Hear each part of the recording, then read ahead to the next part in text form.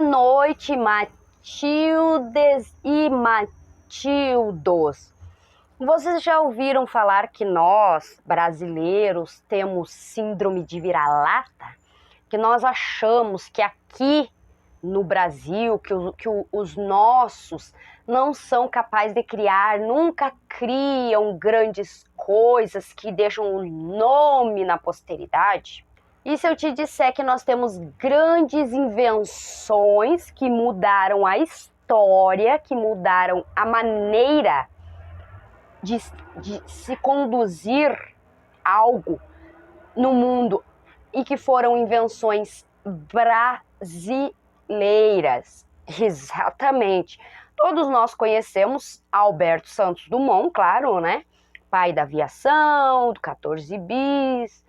Apesar de ter uma história um pouco contrária de que ele inventou, não inventou, mas para nós, Alberto Santos Dumont é o inventor do avião, sim. Se eu te disser que tem outras invenções que saíram daqui, do solo tupiniquim. Vem comigo que eu vou te contar essa história. Caiu na boca de Matilde e virou assunto.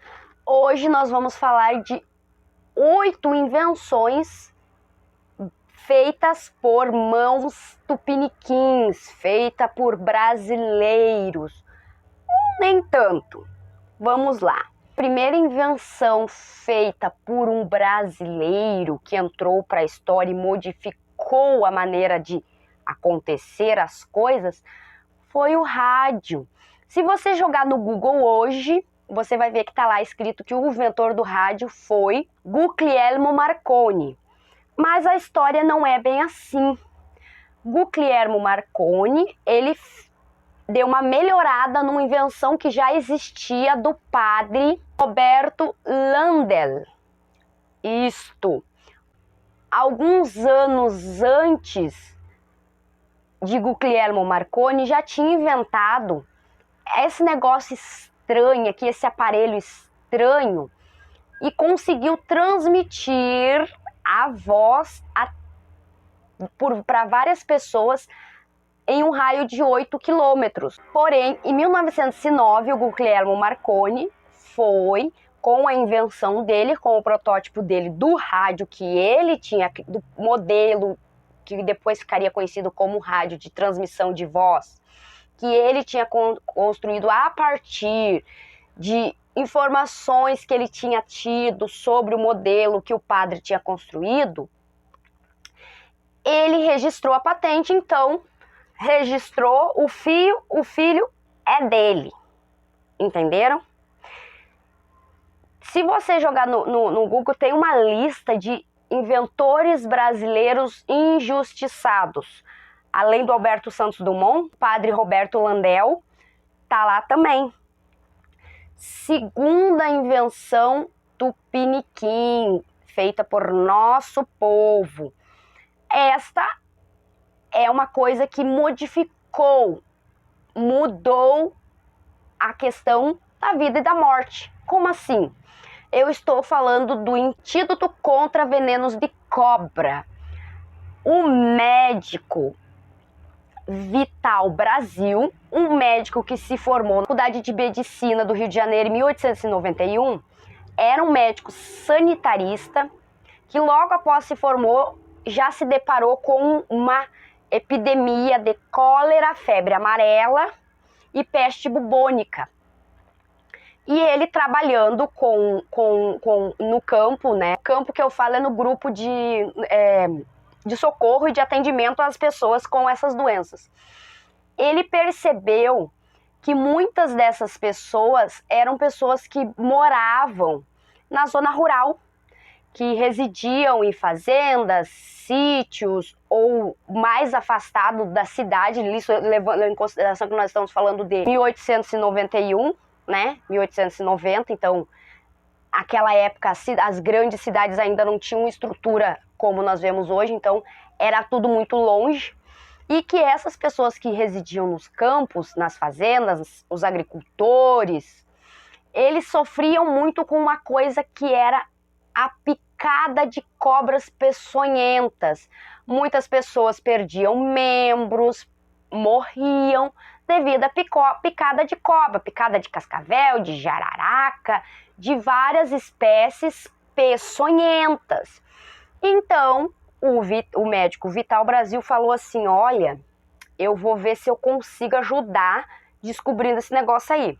Ele começou a fazer testes. Em 1903, após várias pesquisas, vários testes, ele conseguiu um soro. A partir do que? Ele injetou uma pequena quantidade, pequenas gotas de veneno de cobra em um cavalo, um equino.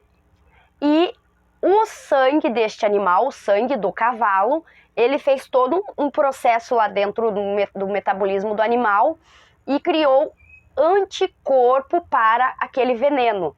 Então o médico disse assim, olha, essa junção do sangue do cavalo com o veneno cria o quê? Um soro que, pronto. Em 1903 ele apresentou o resultado das pesquisas dele, esse soro antiofídico, que veio a partir de pesquisas e testes, infelizmente em animais, mas fazer o quê, né?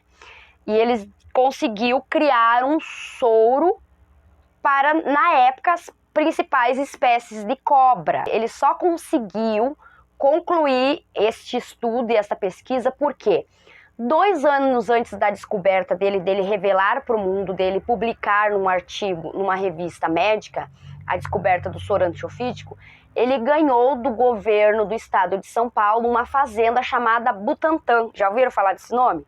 Pois é, Vital Brasil é o fundador, o criador, o pai, o patrono do Instituto Butantã, que recentemente, devido à questão da vacina da Covid, nós ouvimos muito.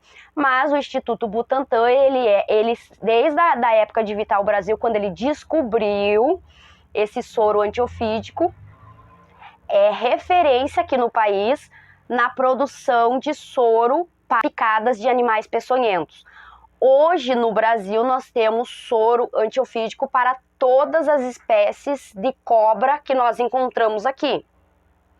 Qualquer tipo de cobra peçonhenta que esteja aqui, que seja originária e encontrada aqui no território brasileiro, tem soro antiofídico no Instituto Butantã. Após essa descoberta do soro antiofídico, ele ainda trabalhou numa vacina para tifo, varíola, tétano, psitacose e disenteria, que naquela época eram coisas assim que matavam muito precocemente, principalmente a disenteria, por exemplo, ela atingia muito as crianças pequenas. Terceira invenção feita por um brasileiro.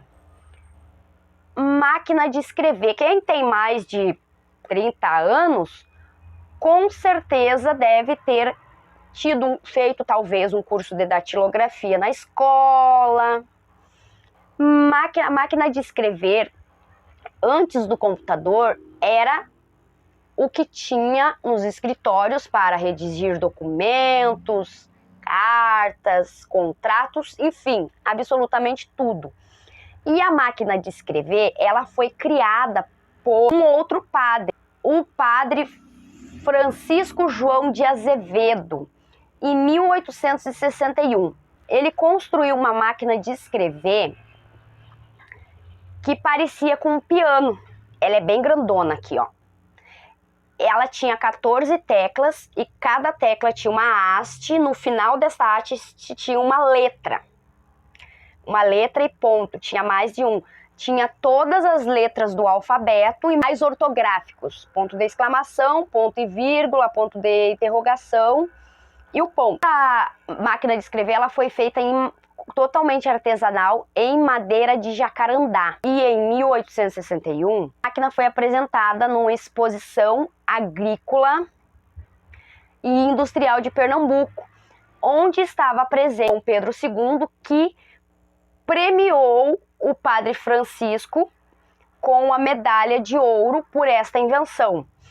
Esta máquina foi inscrita para participar da Feira Mundial de Londres de Invenções, Porém, devido ao peso e o tamanho da máquina, ela acabou não conseguindo embarcar no navio que estava levando os demais protótipos de outros brasileiros que estavam indo participar da Feira de Londres. Tem uma vírgula no meio dessa história. Entre junho e dezembro de 1872, o projeto da máquina de escrever do padre Francisco foi roubado por um estrangeiro. Foi roubado todas as anotações, o protótipo, o desenho, foi roubado tudo por um estrangeiro que, em março de 83, um homem chamado Christopher Latin Slotes, ele se reuniu com um grupo, empresa de armeiros, Hamilton, e apresentou este projeto, este protótipo, e eles começaram a construir em grande escala esta máquina de escrever. Na ocasião, existiam outros modelos que eram tidas, digamos assim, como antecessoras à máquina de escrever. Mais precisamente, existiam alguns equipamentos que eles tinham sinais e letras na ponta que eram utilizados para pessoas com deficiência visual. Quarta invenção brasileira. Esta é uma bênção. Quem não gosta de tomar um banho com água bem quentinha? Francisco Canhos, o Chico, da cidade de Jaú, em São Paulo, em 1927 criou o primeiro modelo de um chuveiro elétrico. Já haviam modelos de chuveiros que saía água, porém a água precisava ser pré-aquecida. Provavelmente quem fazia isso eram as empregadas, os escravos e tal e coisa, né, que aquecia e colocava lá. Só que este equipamento, este modelo que ele construiu, tinha um modelo do que hoje nós chamamos de resistência, que a água era aquecida ali dentro e saía quentinha sem esforço nenhum, era só ligar. Ele começou a produzir este modelo de chuveiro manualmente, de forma artesanal, digamos assim, e começou a vender de porta em porta para as pessoas que, primeiro, tinham recursos para comprar, adquirir o chuveiro, e segundo, que tinham energia elétrica instalada nas suas casas, porque em 1927 não era todo mundo que tinha energia elétrica e nem todo mundo que tinha condições de comprar um chuveiro desse. Em 1943 ele fundou a Eletrometalúrgica Jauense. Aí ele passou a produzir esses chuveiros em uma escala maior, em uma escala industrial. Porém, 10 anos depois, ou seja, em 1953, aconteceu alguma confusão com a contabilidade da empresa e eles deixaram de pagar o registro da patente. Eles deixaram de pagar um valor que era pago ao governo para ter aquele direito, para ter aquela patente em nome de tal pessoa. 7 anos depois, em 1960, a Lorenzetti, já ouviram esse nome? A Lorenzetti foi lá e olhou e disse assim: olha só, tá sem pagar. Foi lá, pagou tudo que estava para trás, 7 anos que estava devendo, pagou, e adquiriu a patente e passou a produzir desde então, com melhorias, logicamente, porque todos os dias a gente vai no material de construção e a gente vê novos e novos e novos modelos. Mas o original, a base, o princípio foi o chuveiro elétrico Chico de Jaú, da Eletrometalúrgica Jauense. A filha deste inventor, do Chico, disse recentemente em uma entrevista que o pai dela tinha várias patentes e várias invenções: chuveiro, ventilador, torradeira, cafeteira. Só que o que acabou ganhando mais fama e mais nome e mais proporções, digamos assim, mundiais, foi justamente o chuveiro elétrico. Viva o Chico de Jaú, que inventou esta bênção. Quinta invenção. Esta é uma invenção até um pouco difícil de explicar. O nome é abreografia. O que é a abreografia? Vamos para um panorama histórico. O médico Manuel de Abreu, em 1935, surgiu a radiografia com ecrã. Nesta época, o Brasil e o mundo sofria com muitos casos de tuberculose. A única maneira de descobrir a tuberculose, se uma pessoa tinha ou não tuberculose naquela época, era através de raio-x, de radiografia do pulmão. Porém, o custo daquela chapa, a gente vê eclipse, sabe? Que dizia que queimava os olhos. Nunca queimei, tá? Aqui, de boa. Era um pouco oneroso, um pouco caro para os cofres públicos, sabe? Nem todo mundo tinha acesso à saúde, assim como hoje nem todo mundo tem acesso à saúde particular.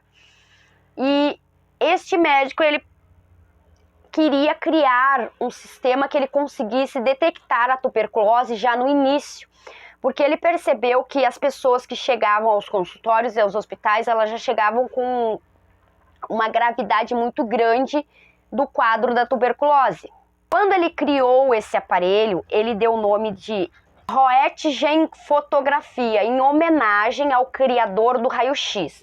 Mas o que consiste na abreografia? Vamos lá. O raio-x, a pessoa vai lá, se posiciona, é tirado, né? É feita aquela imagem lá, e essa imagem é passada para aquelas placas, que eu não sei exatamente que material é aquele, tinha um tipo de um plástico, eu não sei exatamente qual que é o nome daquele material do raio-x, ok? Só que esse equipamento que ele criou, ele era um equipamento mais simples, era uma câmera fotográfica da Kodak, digamos assim, que tinha um filme especial em que a pessoa se posicionava lá no aparelho de raio-x, esta câmera tirava uma foto daquela imagem que aparecia quando estava sendo feito o raio-x e era revelado a foto através deste filme. Ou seja, uma máquina fotográfica, um filme, conseguia fazer mais radiografias em menos tempo para fazer esses exames assim num panorama geral. Porque naquela época as pessoas precisavam trabalhar, obviamente. E elas tinham uma carteirinha que você precisava comprovar que você não tinha tuberculose. Então tinha uma carteirinha que tinha uma fotinho do teu pulmão. E aí ele começou, não, vamos pegar essa galera no geral. Começou a fazer raio-x, fazer teste de todo mundo para conseguir detectar o início da tuberculose, para com os tratamentos que ainda não eram tão avançados, mas já haviam tratamentos, conseguir salvar essas pessoas. Tinha sido construído em uma filial da Siemens, um laboratório, um local onde tinha uma máquina de abreografia, em que eram feitos vários exames ao dia de várias pessoas. E quando começou em 1970, os tratamentos para tuberculose já estavam mais avançados. Então passou-se a diminuir o uso, passou-se a diminuir, os exames já não havia tanta necessidade de ficar testando as pessoas, porque aquela febre, aquela epidemia de tuberculose que tinha tido já tinha passado. Claro, obviamente ainda tinham pessoas que ainda eram acometidas com a doença, como tem hoje. Hoje o tratamento da tuberculose, ele dura em média de 6 meses a um ano, e o exame hoje para a detecção da tuberculose é um exame de escarro, onde é feito uma análise laboratorial do bacilo de Koch. E esta invenção, a abreografia, foi uma invenção que, além de ter salvado muitas vidas, foi um pontapé inicial para uma melhora no quesito da prevenção de doenças, porque até então a tuberculose ela não tinha um processo de prevenção, tinha um processo de tentar curar quando chegava num limite extremo que a grande maioria das vezes levava a óbito. Esta invenção brasileira, esta a galera que dirige vai amar. A transmissão automática, sim, o câmbio automático é uma invenção de dois jovens brasileiros, Brás Amaripe e Fernando Lawley Lemos. Em 1932, eles inventaram um sistema de troca de marchas automático que funcionava com um fluido hidráulico. Eles pegaram, não sei se eles fizeram um bom negócio ou não, né? Não sou eu, não é eu que tenho que julgar isso, mas eles pegaram a invenção, o protótipo e foram lá, bateram na porta da General Motors, da GM, apresentaram, ó, a gente quer vender. Venderam para eles o protótipo, todo o processo, e em 1940 a General Motors lançou um carro chamado Oldsmobile, em que ele estampava os jornais dizendo que era um carro com um câmbio de transmissão hidromática, que era um carro com a transmissão, com o câmbio automático. Sétima invenção de um brasileiro, um reprodutor de áudio portátil. Quem lembra do famoso Walkman? Pois então, o Walkman é considerado o vovô do iPod, mas antes do Walkman nós temos o Stereo Bell, que é um negócio bem estranho, até quando eu fui procurar foto para colocar aqui, um negócio acoplado na cintura, parece um cinto. Este invento foi feito por Andreas Pavel em 1972. E ele conseguia reproduzir músicas de forma remota, apenas com fone de ouvido. Em 1977, que ele registrou a patente na Itália, aí depois registrou nos Estados Unidos, no Reino Unido, na Alemanha e no Japão. Porém, em 1973, ou seja, 4 anos antes dele registrar a patente no nome dele, a Sony pegou o modelo, o projeto, deu uma melhorada lá e criou o Walkman. O Andreas Pavel, tem aqui, ó, inclusive, ele brigou na justiça com a Sony durante muitos anos por causa dos royalties. Em 1986, Andreas Pavel e a Sony entraram num acordo que a Sony aceitou pagar para ele os royalties dos Walkman que eram vendidos na Alemanha. Ele ainda continuou brigando e apenas em 2003 que eles conseguiram entrar num acordo, e aí a Sony oficialmente colocou como o inventor, proprietário, dono da patente do Walkman, que no caso não era exatamente o Walkman, foi uma melhoria, uma capa depois, digamos assim, do Stereo Bell. E eles conseguiram entrar num acordo que ele conseguiu receber os royalties de todos os aparelhos vendidos desde então. A 8ª invenção feita pelo brasileiro, é claro que eu não podia deixar de falar do avião. Afinal das contas, qual é a treta do avião com Alberto Santos Dumont, que criou e não criou, e criou e não criou?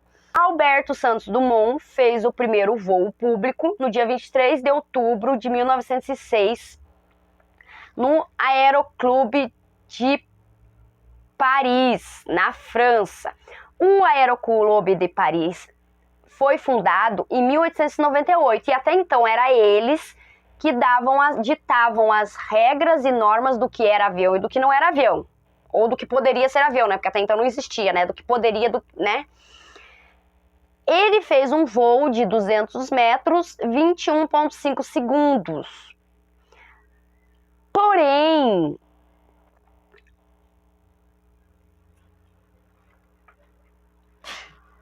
chegou nos ouvidos de uns americanos, os irmãos Wright, que se você procurar, vai estar eles lá como sendo os inventores do avião.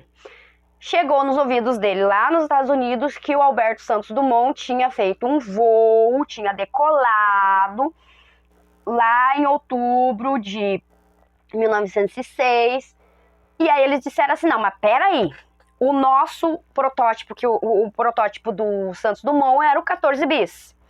E o dos irmãos Wright era o Flyer 1. Nós fizemos uma decolagem em 1903, ou seja, 3 anos antes. Ok?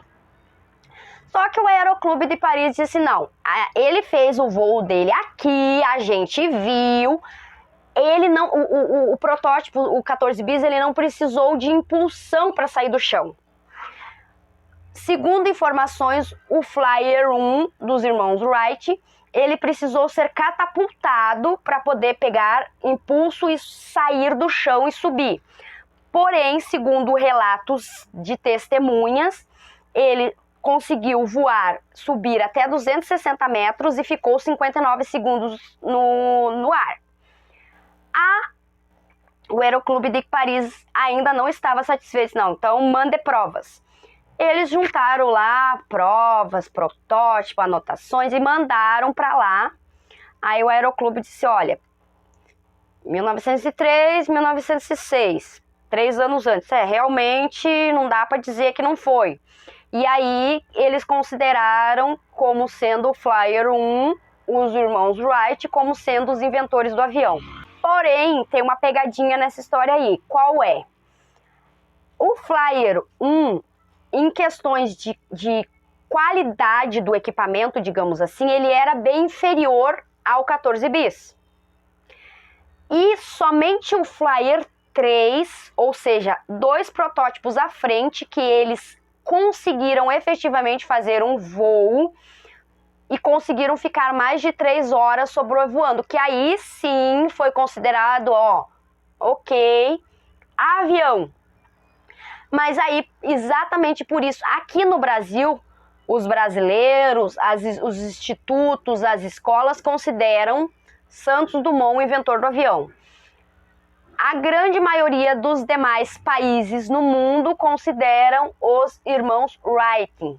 Quando Santos Dumont, quando eles conseguiram lançar o Flyer 3 bem melhorado e tal coisa, Santos Dumont já havia falecido. E é exatamente por isso que tem essa treta do quem inventou e quem não inventou. Para nós, vai continuar sendo Santos Dumont. Bom, só para vocês ficarem sabendo que aqui nós temos inventores e inventores bons. O que seriam essas invenções todas? Mudaram gerações, fizeram história e mudaram vidas. Este foi mais um vídeo da Sexta História. Agradeço todos aqueles que assistiram. Peço que, se não é inscrito ainda, que se inscreva, deixa seu like, comenta, compartilha com um amigo que gosta de saber das coisas. Quiser deixar alguma sugestão aqui de vídeos, de coisas que vocês gostariam de saber, eu agradeço mais uma vez, lembrando que caiu na boca de Matilde, virou assunto.